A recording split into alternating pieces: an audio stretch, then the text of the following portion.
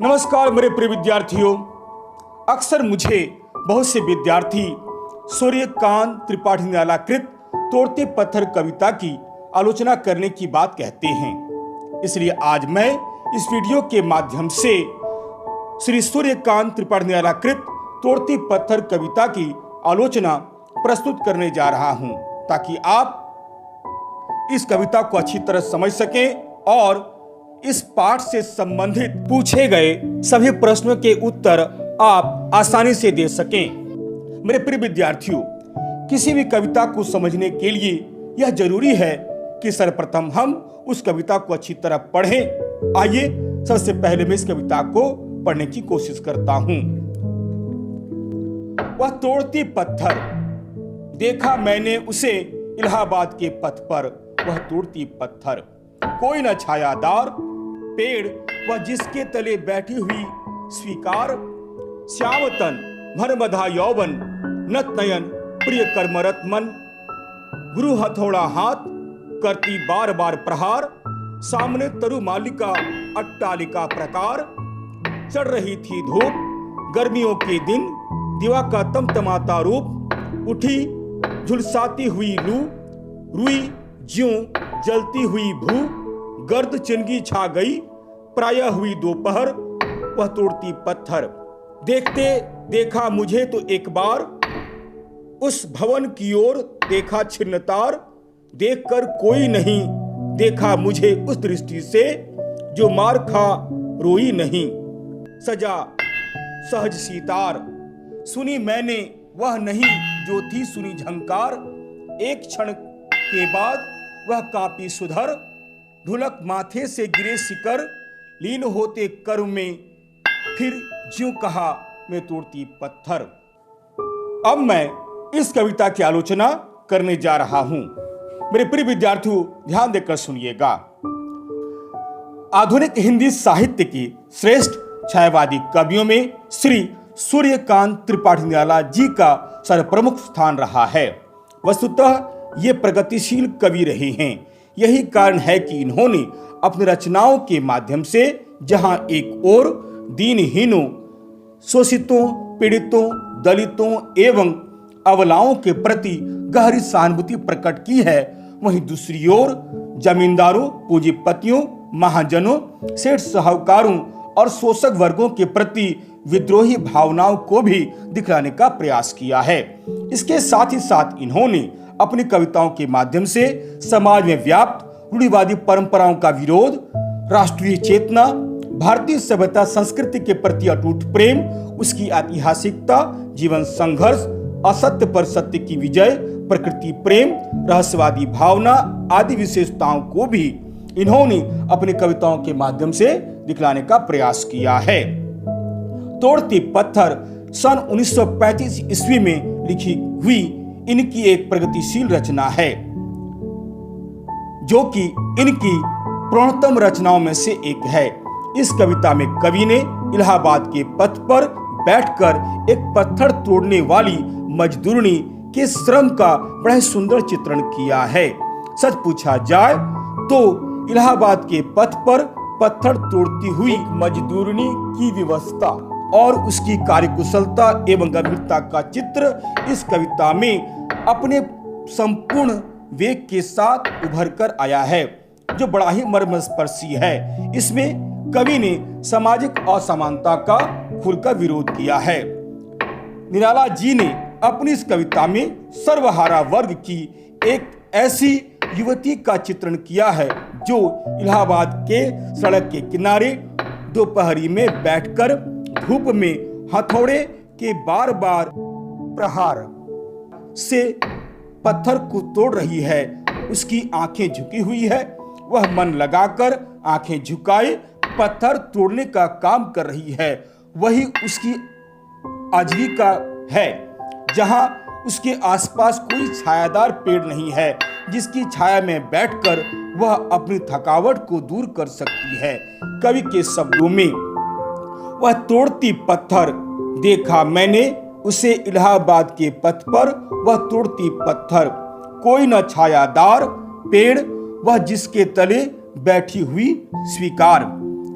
इस कविता में कवि ने जहां एक ओर इलाहाबाद के पथ पर पत्थर तोड़ती हुई सर्वहारा वर्ग की एक युवती के श्रम का चित्रण किया है, वहीं दूसरी ओर उसके शील सौंदर्य का भी चित्रण किया है। पत्थर तोड़ने वाली युवती अत्यंत ही सुंदर है, वह बहुत ही आकर्षक है तथा श्याम वर्ण की है। वह यौवन तथा यौवन जन्य सौंदर्य के भार से दबी जा रही है। उसके अंग प्रत्यंग में यौवन का निखार होने के कारण अत्यधिक सुंदर दिखाई दे रही है। उसके वक्ष स्थल कंचुकी से बंधे हुए हैं जो सांसों की गति के साथ उठते गिरते हैं। उसके सौंदर्य का जादू किसी को भी मोहित कर सकता है, परंतु वह इस सत्य से अनजान है। वह अपने कर्म में लीन है। यहाँ कवि ने बड़े सुंदर ढंग से कम शब्दों के माध्यम से युवती के संपूर्ण व्यक्तित्व को बड़े सुंदर ढंग से दिखलाया है, जो देखते ही बनती है। कवि के शब्दों में श्याम तन भर बधा यौवन नत नयन प्रिय कर्मरत मन। श्री सूर्यकांत बड़नेला जी एक विद्रोही कवि हैं। इस कविता में उनका विद्रोह स्वर मुखरित हुआ है। उनका विद्रोह सामाजिक असमानता के प्रति है। इन्होंने जहां एक ओर असहायों तथा शोषितों के प्रति गहरी सहानुभूति को प्रकट किया है, वहीं दूसरी ओर इन पूंजीवादी शासन व्यवस्था के दुष्परिणामों का चित्रण करते हुए इस व्यवस्था को समूल नष्ट करने के लिए भी पाठकों को प्रेरित किया है। पूंजीवादी शासन व्यवस्था के परिणामों का चित्रण करते हुए कवि कहते हैं कि एक तरफ सड़क के किनारे पूंजीपतियों का आलीशान महल है जो लू के झोंकों अथवा थपेड़ों से कोसों दूर है, वहीं दूसरी तरफ वह श्रमिका है जिसे पेड़ की छाया तक भी नसीब नहीं हो पा रही है। लू के भीषण प्रहार को झेलती हुई सर्वहारा वर्ग की शोषित मजदूरी का जीवन है जो लगातार अपने कर्म में तल्लीन है। कवि के शब्दों में गुरु हथौड़ा हाथ करती बार बार प्रहार, सामने तरु मल्लिका अट्टालिका प्रकार। गर्मी की चिलचिलाती धूप में बिना किसी छाया में बैठी हुई वह मजदूरी लगातार पत्थर तोड़ रही थी, परंतु वह अपने कर्म में लीन थी। शरीर को झुलसा कर रख देने वाली लू बह रही थी। गर्मी के कारण पृथ्वी रुई की तरह जल रही थी, जैसे चिंगारियों से भरी धूल उड़ रही हो। यहाँ कवि ने सामाजिक विसंगतियों को भी बड़े सुंदर ढंग से दिखलाने का प्रयास किया है और बतलाया है कि एक तरफ पेड़ों की छाया में बड़ी बड़ी हवेलियां खड़ी है, जिस हवेली की छाया में उसे बैठने तक का भी अधिकार नहीं है, परंतु वह एक सड़क के किनारे सुबह से लेकर शाम तक लगातार पत्थर तोड़ने का काम कर रही है, जिसके साथ सहानुभूति के दो शब्द बोलने वाला कोई भी नहीं है। प्रेम करना तो दूर की बात है। कवि के शब्दों में चढ़ रही थी धूप, गर्मियों के दिन दिवा का तमतमाता रूप, उठी झुलसाती हुई लू, रुई ज्यों जलती हुई भू, गर्द चिनगी छा गई, प्रायः हुई दोपहर वह तोड़ती पत्थर।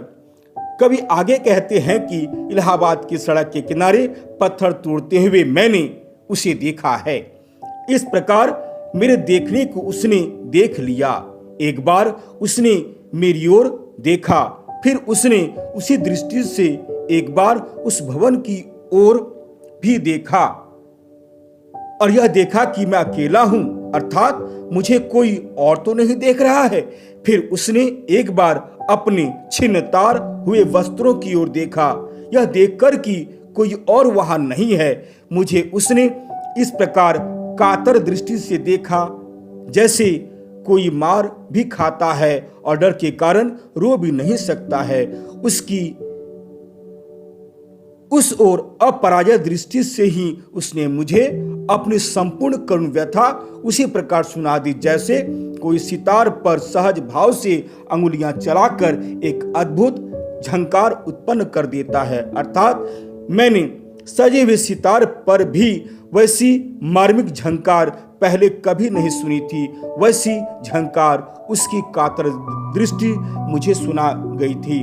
कवि के शब्दों में देखते देखा मुझे तो एक बार, उस भवन की ओर देखा छिन्न तार, देखकर कोई नहीं देखा मुझे उस दृष्टि से, जो मार खा रोई नहीं। सजा सहज सितार, सुनी मैंने वह नहीं जो थी सुनी झंकार। फिर एक क्षण तक मेरी ओर देखकर वह युवती कांप उठी। उसके माथे से पसीने की बूंदें नीचे गिरने लगी, पर तुरंत इसके बाद वह युवती अपने पत्थर तोड़ने वाले कर्म में लीन हो गई। इस प्रकार उसकी आंखों में कितनी करुणा है, कितनी विवशता है, कितनी लाचारी झलक रही है। कवि ने उसकी वेदना इन शब्दों में प्रकट कर दिया है। कवि के शब्दों में, एक क्षण के बाद वह कांपी सुधर, ढुलक माथे से गिरे शिकर, लीन होते कर्म में फिर ज्यों कहा मैं तोड़ती पत्थर। यहाँ कवि ने एक असहाय श्रमिका के व्यक्तित्व का चित्रण बड़े कारुणिक ढंग से किया है। सर्वहारा वर्ग की यही नियति है। वह दिन रात कठोर परिश्रम करता है, किंतु उसके बदले मिलता है अपमान, गाली, लांछन भरी जिंदगी, जिससे उसको जीवन भर छुटकारा नहीं मिल पाता है। पूंजीवादी शासन व्यवस्था को कभी जड़ से उखाड़ कर फेंक देना चाहता है। कभी यह भी स्पष्ट शब्दों में कहना चाहता है कि आज समाज में जो वर्ग भेद दिखलाई पड़ता है, उसका प्रमुख कारण समाज व्यवस्था है। इसलिए कवि इस सामाजिक असमानता को ही हमेशा हमेशा के लिए समाप्त कर देना चाहता है। तोड़ती पत्थर एक संवेदनशील कविता है। यह कविता भाव पक्ष के साथ साथ शिल्प पक्ष की दृष्टि से भी काफी सुंदर एवं सफल कविता है। इसकी भाषा सरल, सुबोध तथा प्रभावोत्पादक है। इस कविता में शब्दों का चयन बड़े सुंदर ढंग से हुआ है। छोटे छोटे व सरल शब्दों के माध्यम से कवि ने अपने उद्देश्य को जनमानस तक पहुंचाने का बड़ा सफल प्रयास किया है। भाषा में शब्द सरल हैं, फिर भी उसमें एक चुटीलापन है। कवि ने सामाजिक विसंगतियों को बतलाने के लिए व्यंग्यात्मक शब्दों का भी सहारा लिया है। अलंकारों का ही बड़ा सुंदर प्रयोग इस कविता में हुआ है। इस तरह हम देखते हैं कि तोड़ती पत्थर निराला जी की एक बहुत ही महत्वपूर्ण कविता है, जिसमें कवि ने एक सर्वहारा वर्ग की एक युवती की कारुणिक दशाओं का चित्रण बड़े मार्मिक ढंग से किया है। इस कविता के माध्यम से इन्होंने पूंजीवादी शासन व्यवस्था के असली रूप को हमारे सामने रखने का प्रयास किया है और इस पूंजीवादी व्यवस्था पर कठोर प्रहार किया है। यहाँ इन्होंने यह भी बताने का प्रयास किया है कि आज हमारे समाज में जो सामाजिक असमानता है, उसका प्रमुख कारण पूंजीवादी शासन व्यवस्था ही है। अपनी सरल और सपाट कविता के द्वारा इन्होंने इसी सामाजिक असमानता तथा उसके प्रभाव तथा उसकी अव्यवस्था को जड़ से उखाड़ फेंकने के लिए बल दिया है। अतः हम कह सकते हैं कि निराला जी एक प्रगतिशील कवि हैं और तोड़ती पत्थर उनकी एक प्रगतिवादी रचना है। धन्यवाद।